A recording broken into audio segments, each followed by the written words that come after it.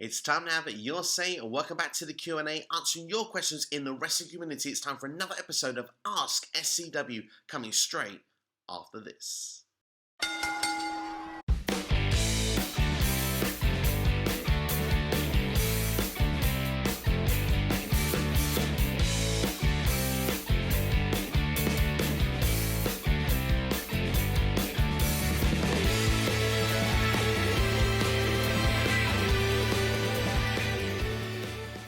So welcome back once again. They're going to be answering your questions on WWE, AEW, and much more. Plenty to talk about today, including Paul Heyman getting fired by Roman Reigns. What's this going to mean on the road to day one? Kevin Owens re-signing with WWE. Will he become a WWE champion in the next 6 months? We're going to find out later today. And what's the story of Hangman Adam Page and Bryan Danielson? So plenty to dive into here on today's video. If you want to be involved on the next episode of Ask SCW, then all you need to do is drop a comment here on YouTube, leave the hashtag AskSCW, and then I know to give you a shout out in the next video along with answering your question.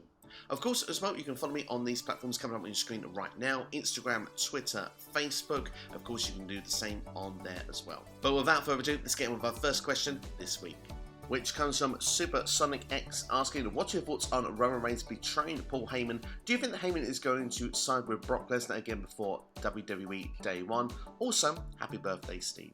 And I'll combine that as well with Retrograde's YouTube question also, what's your opinion on Paul Heyman getting kicked out of the Bloodline?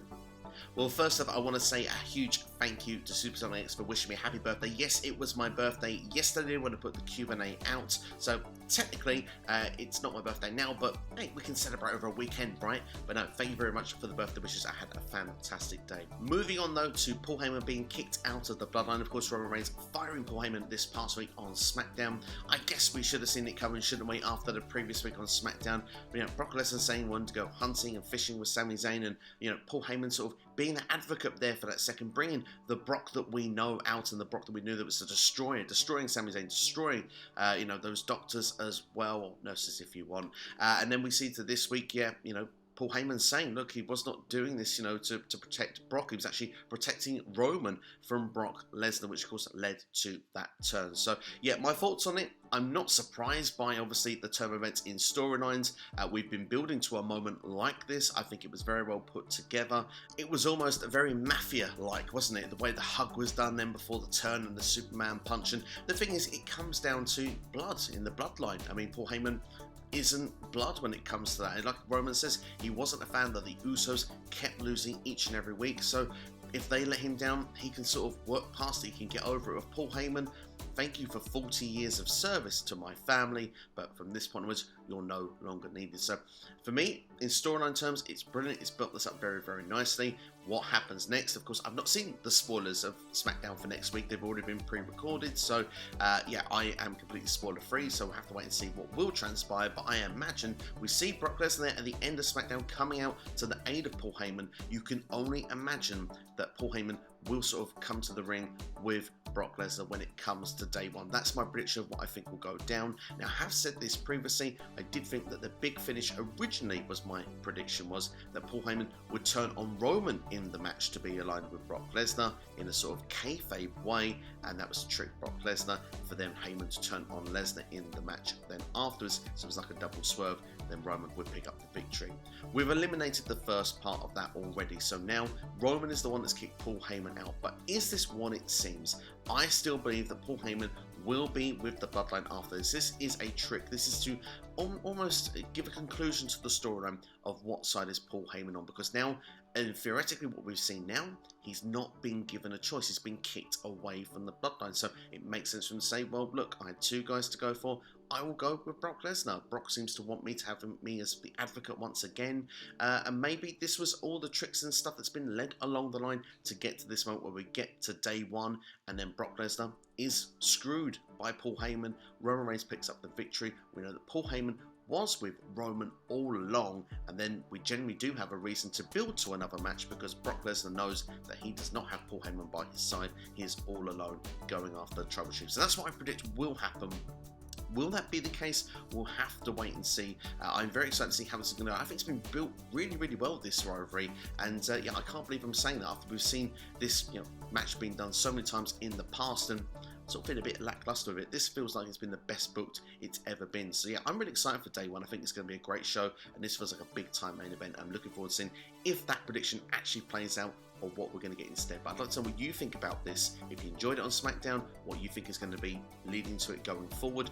Will there be a screw job at day one, or is Paul Heyman simply now no longer with Roman Reigns? Is that partnership done for good? If it is done for good, I would say that's a bit of a shame, because of the fact that I've enjoyed the dynamic with the two of them over the last 16, 17 months or so. It would be a shame to see it end here, but of course all good things do come to an end as well. It's probably better to stop it when it's on top than rather to let it get stale, because we complain a lot about that in wrestling, that things go too long without freshening up or changing things up. Sometimes it's good to miss stuff, so we shouldn't take it for granted either. So yeah, there's many positives that come out of this, but like I say, I'm still not completely sold. I think another screw job is on the way when we get to the day one pay-per-view. Next question coming from Austin Whitley, and first off it says, happy birthday, thank you so much. I'm feeling the birthday love today. Thank you so much, Austin. With KO re-signing, do you see him becoming WWE champion within the next 6 months? Well, I really hope the answer is yes, because KO, in my opinion, is a top-level performer. I think he's fantastic on the mic. He can do face, he can do heel. I love the current direction of the character where it's been over the last number of weeks and months. And so, if it did culminate in Kevin Owens becoming WWE champion, maybe even as soon as day one, why not? I'd be really pleased. I would actually pop big time if that was to go down.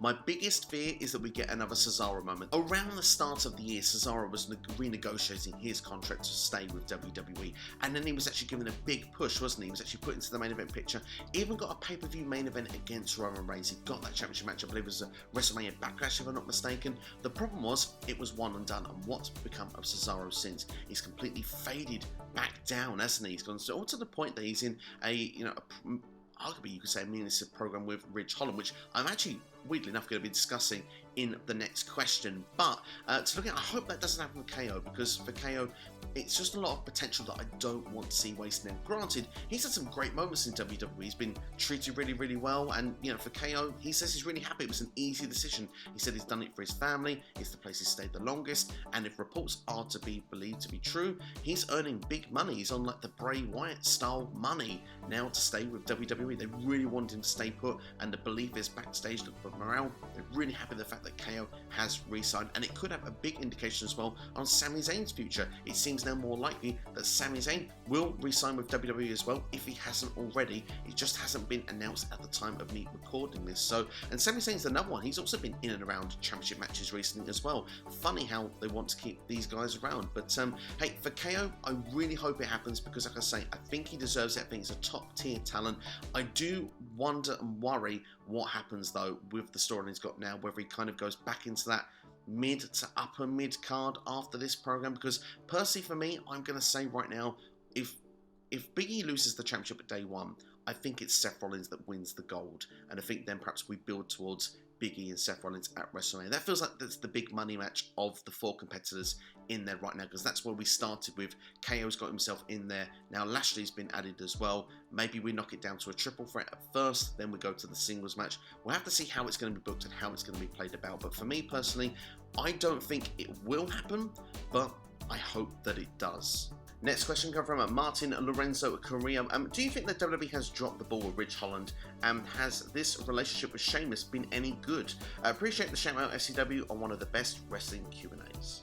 Oh, thanks. Seriously, that means a hell of a lot to read that. And no, I appreciate your support. I appreciate your questions every week, as with everyone that does with SCW. Honestly, without you guys and girls, this channel is nothing, and these Q&As are nothing either. So I really do appreciate that. And yeah, I'm really feeling the love today, and really, really appreciate it. So thank you so much. But going on to your question then, Ridge Holland and Sheamus, the relationship. And I said I'd bring Cesaro into this as well. We'll start off first then with Ridge Holland and Sheamus.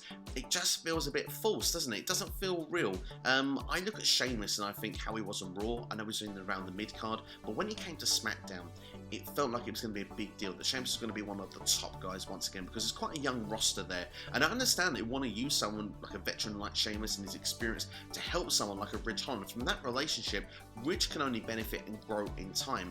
the problem is the booking in the meantime, it just feels a bit off. It's not connecting for me whatsoever. And I think one of the things that really harmed it as well was that Rich Holland's first match where he completely destroyed Cesaro, who now comes into the equation, who's not been booked strongly at all, sometimes not even featured properly on TV. You know, he completely destroyed Cesaro, but Cesaro got a win out of nowhere, and it just didn't help Rich Holland to the point then when we had which was a great match with Cesaro and Sheamus, by the way. I think it's pay-per-view worthy. Sheamus actually picking up the victory there, as you would expect. I don't know, I just kind of feel there's some real disconnect here. I don't know if it's the fact that I don't believe in the relationship with Rich and Sheamus. I'm not happy with the program itself. I just think I would have started with Rich, with just having him against some real lower tier talents, maybe some enhancement talents, some squash matches, because he seems a relative unknown. And even in NXT, I just don't think he's done a lot in NXT to get into the position he is. I understand there's bags of potential. He looks like he could be a big time player in time to come, but he seems very green to a lot of the talents that are around. So for me personally, I would have gone with the squash match route. Maybe we could have seen Sheamus say he was impressed with Rich Holland and his performances, where Rich could have said, look, yeah, that's amazing that you say that, because you know what, I always was inspired by you, and then bring the spiel that he was saying on the microphone into it then, and rather than just doing it from the start, he can actually say, yeah, we grew up in the streets of Leeds, idolising Sheamus and all the rest of it. Then I think we'd have had a bit more belief in the story, because rather than saying, you know, basically Rich Holland's a groupie. Let's be fair at this stage. It's not a mutual respect. It's what it can do for Sheamus at this point, rather than what it can do for Rich. And I think that's probably where there's another disconnect in it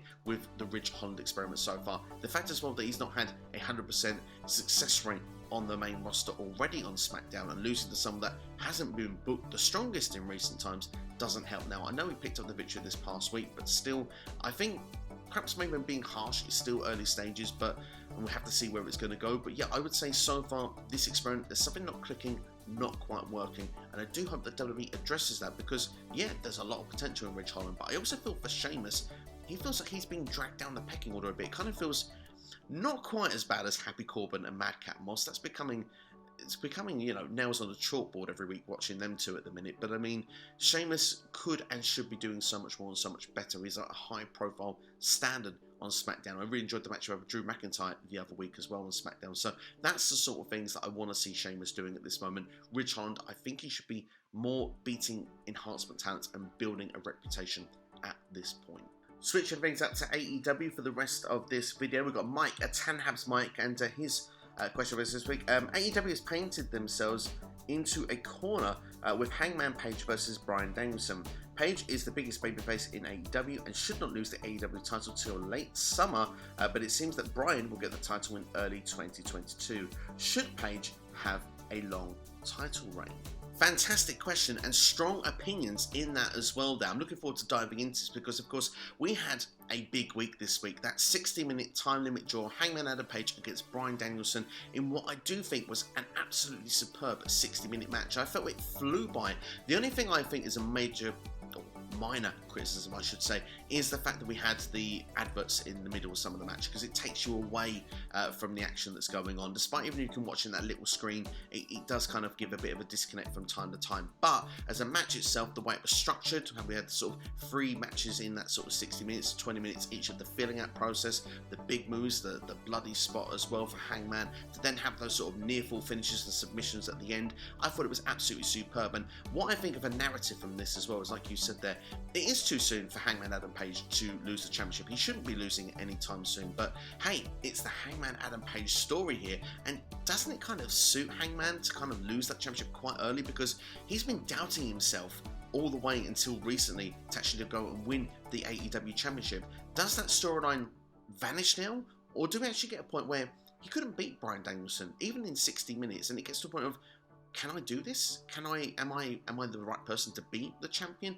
It adds different question marks and layers into the story. I do think Bryan Danielson, in my opinion at the time, probably should have suffered his first AEW loss, but it keeps him strong and it keeps this match going to another day. I don't think we're ready to get another title contender in, and as I said the video last week on the Q&A, I thought that MJF and CM Punk, the winner of that feud, which I believe will be MJF, ultimately at the end of it, I think will be the next challenger following that. So at this point, we've either got a match for Hangman at Battle of the Belts, or we can even stretch this out to Revolution and we can go, I don't know, maybe a gimmick match, whether it's a strap match or something, or some something to kind of stop it being a 60-minute match. I think that would be kind of suitable for all parties, and we can have the self-doubt going into that, but then Hangman overcomes that hurdle and then can move on to the next program. Personally, for me, answering the question, I don't think that Bryan Danielson is winning the championship at this point, but what I would say is his performances in AEW so far, for me, he's granted and arguably should be in and up there, and potentially could be a shout to have the name in the hat to be the next world champion. Who would argue against it? He's felt like a big time deal since coming in. He did the babyface thing for a little while, but now he's gone and turned heel. He's been dominant, winning matches. He's had exciting matches as well. I love the fact that he finishes every match differently as well. You never know. You buy into every near fall, because literally with him, it's not the simple same pattern of a finish of a match. So I like that with his matches. It makes it pretty exciting and pretty cool. But I do think that Hangman will eventually overcome Bryan Danielson. It's just dragging this out a bit further, and we've got an awesome 60-minute match in the meantime, which obviously I don't think we'd get when we get to pay-per-view. But at the same time, I think with Hangman, when he does lose that championship, I think it's going to be to MJF. So when that match happens, I think it will be. Personally, for me, I think it would and should be shorter than late next summer. I wouldn't have it, for example, at All Out next year. I would do it at latest Double or Nothing, and depending on how they do the structure and scheduling, maybe it could even be Revolution, because then you've got Hangman once again, who needs to do the comeback story once again to get back in that position to win the title again, and then that second time, that's when he should definitely have a long and lengthy reign. And then, I don't know, AEW have this way of just telling very long stories, and I think that this would be even more beautifully done if they were to do it that way, in my personal opinion. But always, with every question that I get today, I'm interested to know your thoughts in the comments below. Speaking of MJF, our last question this week coming from Maxwell J. Freeman. And remember, he's better than you, and you know it. Of course, for those that were watching the live that I did earlier this week, that is, of course, Skeg Vegas Wrestling as well there, just so people know. And his question is, would you be down if Tony Khan bought out Ring of Honor and gave most of their talents airtime in AEW as they signed Jay Lethal and talked to the Briscoes coming in and doing a program with FTR as we saw a final battle? I only see a said few joining AEW, and others will mostly go to probably Impact Wrestling and New Japan Strong. So Brody King to join AEW along with Rouge and Dragon Lee. He sees Gresham in New Japan Strong, but also going to have a one-off appearance in AEW, but he wants to see him in Impact Wrestling for some reason. Should Tony Khan buy Ring of Honor? Personally, from a talent standpoint, as you mentioned in your question there, well, all of them have been released now, so all of them are free to discuss and negotiate to go wherever they please, whether they want to see and stick out and see if Ring of Honor does come back, next spring in April, and maybe do appearances on those shows, or they can sign with AEW now. We've seen, like you said, there with the likes of Jay Lethal was already done so.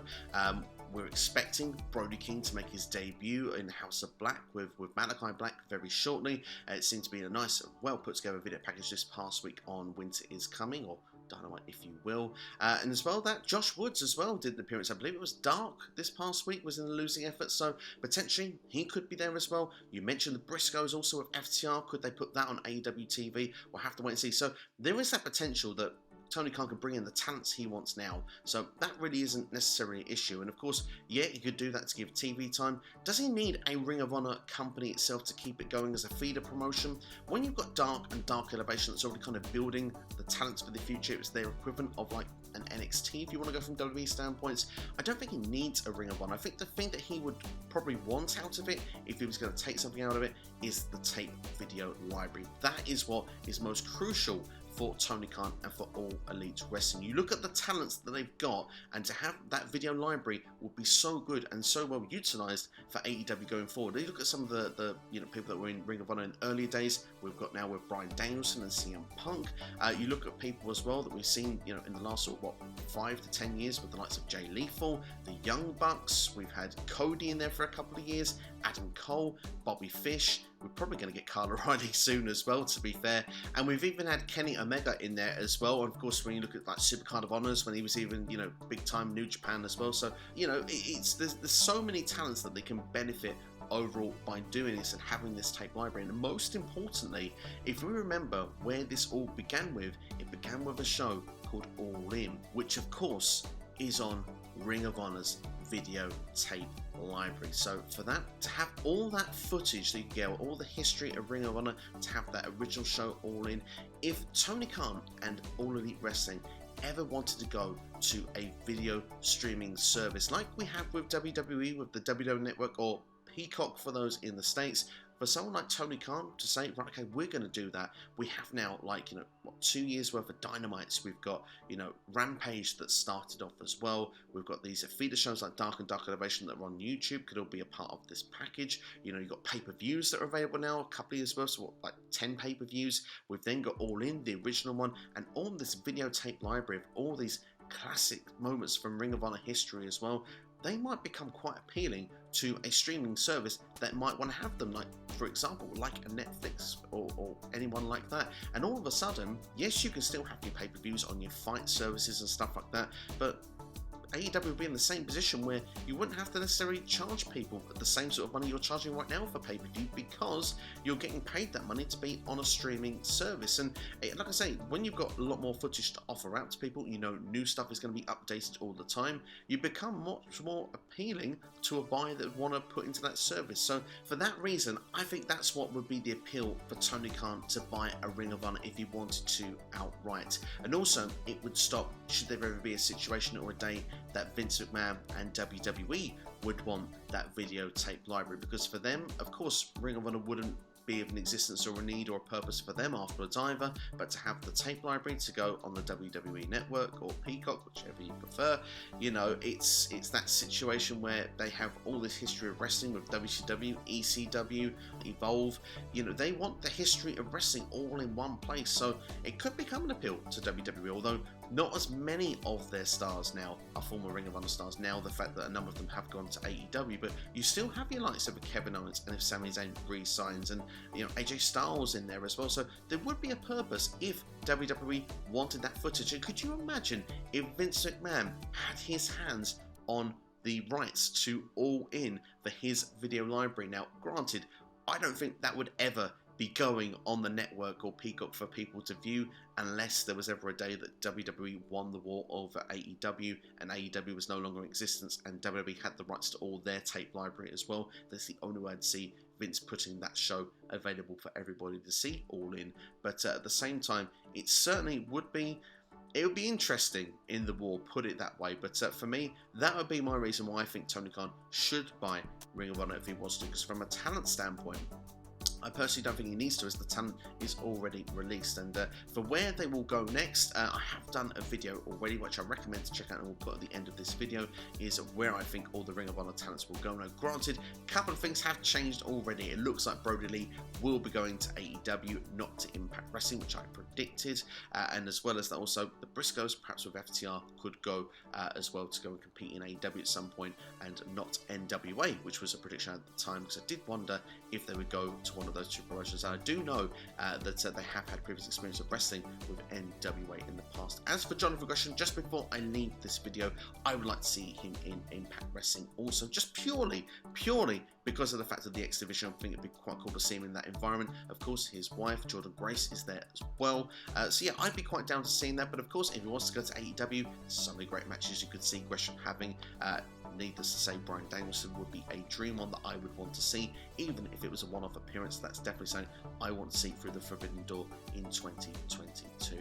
But that's all from me this week. Thank you so much to everyone for your questions, as always. Thank you for the birthday love as well. You can call this a birthday edition of AskSCW if you'd like. And as well as that, I wish everyone happy holidays. Hope you have a great festive period as well. Videos will continue to go out throughout the Christmas season here on SCW, so do keep an eye on the channel as well. If you've got yourself a spare bit of time and you want to check a video out, then come to this channel and there will be new content provided for you over the festive season. As well as that, videos are available for you right now. They've been done this week as well, so I recommend to go and check them out. I'll put a couple of them on your screen in a couple of seconds. Make sure to like, share and subscribe as well, and hit that beautiful bell and turn notifications to all, each and every time a video is released. I look forward to interacting with you in the comments section on any topic in today's videos. And yeah, thank you as always for watching. Take care, have yourselves a good one. You've been watching SCW here on YouTube. Have yourselves a great day.